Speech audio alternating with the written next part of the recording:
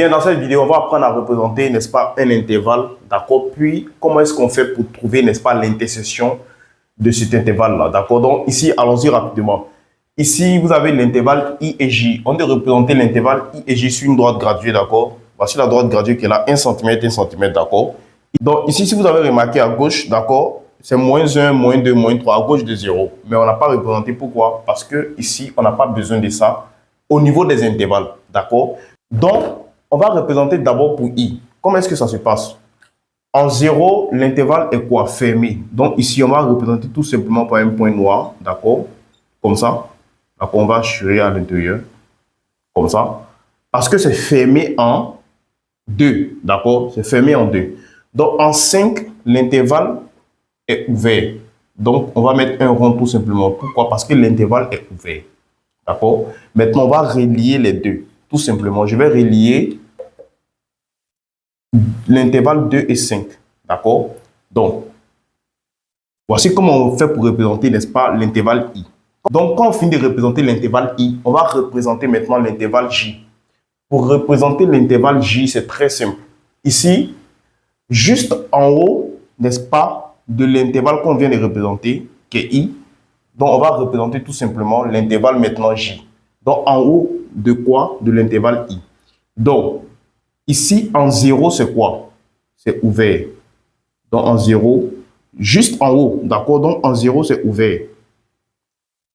En 7, c'est fermé. Donc, comme ça, tout simplement. Donc, on va assurer là-bas parce que c'est fermé. D'accord? Bien. Maintenant, on va relier les points. D'accord? Donc, ça va nous donner ça. Voilà.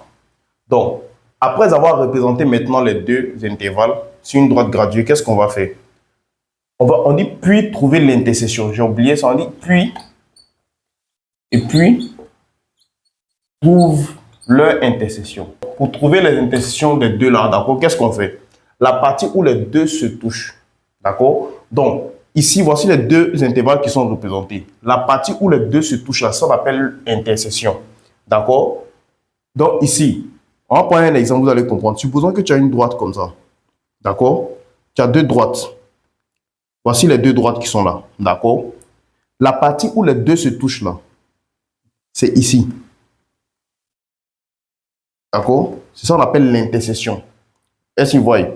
Donc, si on veut continuer à assurer, la partie là, eux ne se touchent pas. Si on veut continuer, par exemple, ici, cette partie-là, vous allez remarquer que sur cette partie-là, les deux traits ne se touchent pas. D'accord? Un autre exemple, si tu as ça, la partie où les deux se touchent, c'est ici. D'accord? Donc, de ici à ici. Si par exemple, il y avait un là-bas, donc de 1 à 2, par exemple. Donc, de 1 à 2, les deux droites se touchent. Ça, on appelle intersection. Donc, ici, on va analyser sur les deux intervalles-là. La partie où les deux se touchent, là, c'est quoi? C'est tout simplement de 2 jusqu'à 5. Donc, comme ça. D'accord? Bien. Si on veut continuer, cette partie-là, il ne se touche pas là-bas. Ici aussi, il ne se touche pas. Donc, l'intersection, on dit, puis trouve leur intersection. Donc, l'intersection, là, c'est de 2 jusqu'à quoi? Jusqu'à 5. D'accord? Donc, ici, tout simplement, là, je vais dire quoi? Je vais dire I inter. Inter, c'est U renversé, là. Ça, on appelle inter comme ça. D'accord?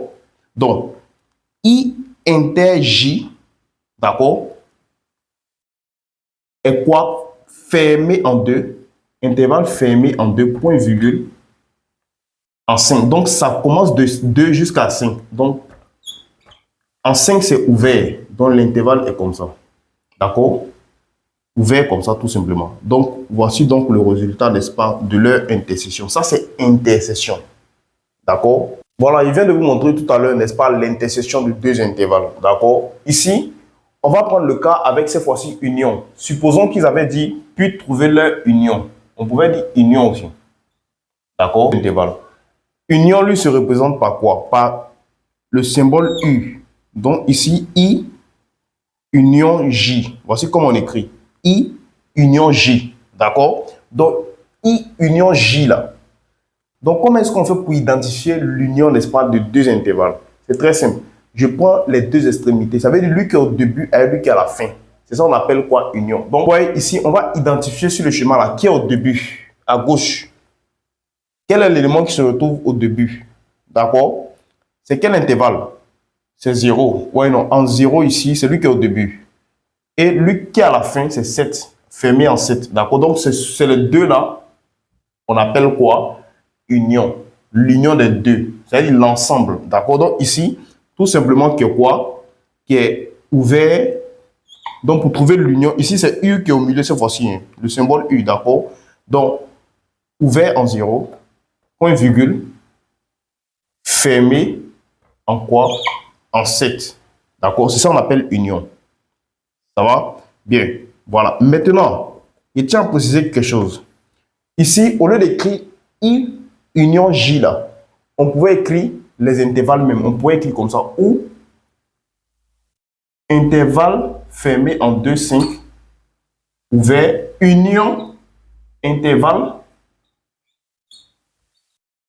ouvert en 0, 7, fermé, égal à ce résultat. Donc, ils vont dire 0, point virgule, 7, fermé.